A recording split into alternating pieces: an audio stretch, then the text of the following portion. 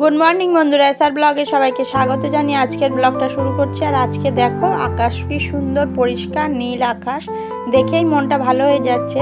হয়তো আর একটু পরেই বৃষ্টি আসবে, এখন এরকমই হচ্ছে, এখন পরিষ্কার আবার একটু পরে বৃষ্টি আসছে, কিন্তু দেখা যাক কত বৃষ্টি টিষ্টি আসে নাকি। আর দেখো সকালে উপরের কাজকর্ম করতে এসছি, কেননা উপরে ঝাড়ু দেওয়া হয়েছিল না, হয়নি, তাই মনে করলাম যে উপরের ঘরের বিছানাটা তুলে একটু ঝাড়ু দিয়ে ঘরটা মুছে নিই, ওই জন্য। আর যেহেতু একটু সময় পেলাম, ছোট মেয়ে ওর দিদুর সাথে স্কুলে যাবে আজকে আমাকে দিয়ে আসতে হবে না, ওই জন্য মনে করছি যে তাহলে উপরের কাজটা করে নিই। আর তাই জন্য ছোট মেয়েকে অন্য দিন স্কুলে আমাকেই দিয়ে আসতে হয়, ওই জন্য আমি সেভাবে উপরের ঘরের কাজটা ঠিক মতন করা হয় না। নিচের ঘরে ঝাড়ু দিয়ে ঘর মোছা কমপ্লিট হয়ে গেছে, সব দিন যেটা করি।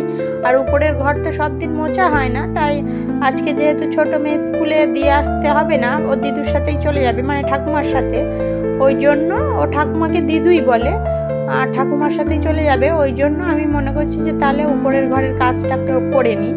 উপরের ঘরে দেখো এখন ঝাড়ু দিলাম আর ঘর মুছবো, হয়ে যাবে। নিচের ঘর ঝাড়ু দেয়া, ঘর মোছা সবই হয়ে গেছে, এখন শুধু উপরের ঘরের কাজটা করে নেব, নিয়ে চলে যাব। আর আজকে হচ্ছে মঙ্গলবার, ওই জন্য আজকে একাদশী, আমার শাশুড়ি মা শ্বশুর মশাই দুজনেই একাদশী করবেন, ওই জন্য মনে করছি যে একটু নিরামিষ খাবো। তা আমার হাজব্যান্ড বলছিলেন যে নিরামিষ খাবে না, তা আমি বললাম ঠিক আছে নিরামিষ রান্না করি, আর ডিমটা ভেজে দিলে হয়ে যাবে ওনার জন্য, তাই জন্য মনে করছি নিরামিষ রান্না করব। ওই জন্য আর সেরকম কাজ নেই, মাছ টাছ থাকলে মাছ কাটা ধোয়া বাছা পরিষ্কার করা এগুলো অনেকটাই কাজ থাকে, আর নিরামিষ রান্না করলে তো সেই রান্নার ঘরের কাজটা একটু কমে যায়, ওই জন্য আরও বেশি করে উপরের ঘরে কাজ করতে এলাম। আর আজকে নিরামিষ বলতে কি রান্না করি দেখি, এখনও সেরকম কিছু ঠিক করা হয়নি।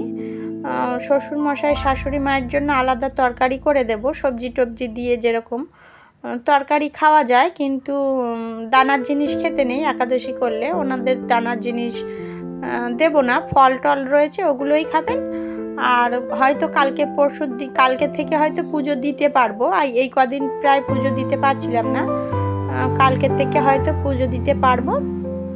তাহলে দেখো বন্ধুরা কি কি রান্না করছি। আর এই যে দেখো রান্নাটা করে নিয়েছি, প্রথমেই ওনাদের এই যে বাদাম দিয়ে পেঁপে দিয়ে বাঁধাকপি দিয়ে একটা তরকারি করেছি, ওইটা তুলে নিচ্ছি, এটাই আগে করে নিয়েছি, নিয়ে আমাদেরগুলো রান্না করব, কেননা ওনাদেরটা একটু আলাদা করেই করতে হয়, কিছু দেওয়া যায় না, আবার ছোঁয়াছুঁয়ির ব্যাপার আছে। আর তারপরে আমি এই যে সয়াবিনটা ভিজিয়েছিলাম, একটু সিদ্ধ দিয়েছিলাম, সয়াবিন আর পেঁপে আলুর তরকারি করব, আর সয়াবিনের তরকারি আমাদের জন্য, আর শ্বশুরমশাই শাশুড়ি মায়ের জন্য পেঁপে দিয়ে বাঁধাকপি দিয়ে একটা বাদাম টাদাম দিয়ে একটা সবজির তরকারি করে দিয়েছি। এই হয়ে গেল আজকের রান্না বন্ধুরা। এই যে আমার হাজব্যান্ডের জন্য একটা ডিম ভেজেছি, আর ছোট মেয়ে তো স্কুলে গেছে, বড় মেয়েও স্কুলে গেছে, সবাই স্কুলেই গেছে।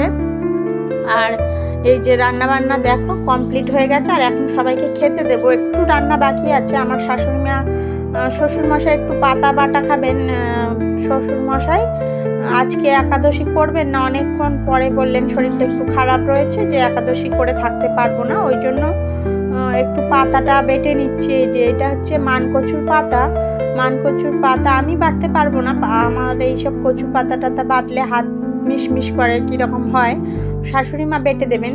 পাতাটা প্রথমে এনে ধুয়ে টুয়ে নিয়ে তারপরে একটু হালকা কড়াইতে নেড়ে নিলে একটু কম হয়ে যাবে, মানে কমে নরম হয়ে যাবে, সেই তারপরে শাশুড়ি মা বেটে দেবেন। আর কি কি দিতে হয় মশলা, এটা নাকি দারুণ টেস্ট, আমিও খেয়ে দেখেছিলাম, খুব টেস্ট হয়েছিল। আর এই যে শ্বশুরমশাইয়ের শরীরটা হঠাৎ খারাপ লাগছে, বলল যে ভাত টাত না খেয়ে থাকতে পারবো না, মাথা টাথা ঘোরাচ্ছিল, আমরাই বারণ করেছি। আর ওই যে জিরে, কালো জিরে এগুলো দিয়ে, আর পেঁয়াজ রসুন কাঁচা লঙ্কা একটু দিতে হবে, দিয়ে সবগুলো দিয়ে বাটতে হবে। আগেটা পাতাটা বাটা হচ্ছে, এই যে পাতাটা ভালো করে খুব মিহি করে বাটতে হবে, না হলে হবে না, এগুলো একটু চুলকায় বা গলা ধরার ব্যাপার থাকে, মানকচুর পাতা তো। আর আমার শাশুড়ি মা ভালো করে বেটে দিচ্ছিলেন, আমি তো বাটতে পারি না, আর এটা শিল নোড়াতে বাটতেই ভালো হয়, মিক্সিতে দিলে একটু জল পাতলা হয়ে যাবে, কেননা এটা আবার ভাজতে হবে ভালো করে। আর এই যে আমি ঘরের মধ্যে পেঁয়াজ রসুন কাঁচা লঙ্কা এগুলো কেটে নিয়েছিলাম, আর সব দেখো বাটা হয়ে গেছে বন্ধুরা।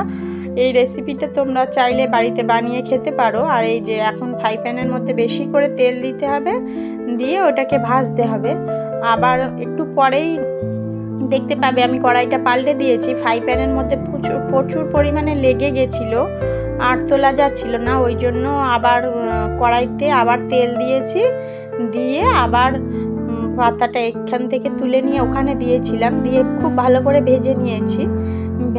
ভেজে নিলে খুব দারুণ টেস্ট খেতে। আর এটা লাস্টে বানিয়েছি, রান্নাবান্না সব কমপ্লিট হয়ে গেছে, তারপরে এটা আমি বানিয়েছি। আর এই যে দেখো, এটা নাড়তে নাড়তে নাড়তে নাড়তে একদম শুকিয়ে যাবে আর কালারটাও চেঞ্জ হয়ে যাবে, একটু কালচে টাইপের হয়ে যাবে, তখনই মনে করতে হবে যে হয়ে গেছে। দেখো এই যে আমি কড়াইতে বদলে দিয়েছিলাম, আর এখন আমার পাতাটা কমপ্লিট হয়ে গেছে।